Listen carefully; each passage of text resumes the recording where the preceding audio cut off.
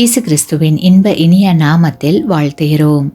இன்றைய வேத வசனம், கிரயத்துக்கு கொல்லப்பட்டீர்களே, ஆகையால் தேவனுக்கு உடையவைகளாகிய உங்கள் சரீரத்தினாலும் உங்கள் ஆவியினாலும் தேவனை மகிமைப்படுத்துங்கள். 1 கொரிந்தியர் 6 அதிகாரம் 20 Today's Bible verse. For you were bought at a price, therefore glorify God in your body and in your spirit, which are God's. 1 Corinthians chapter 6 verse 20. நம்முடைய பிதாவாகிய தேவன் நம்மை உண்டாக்கினார். நாமோ தவறு செய்து அவரை விட்டு தூரம் போனோம்.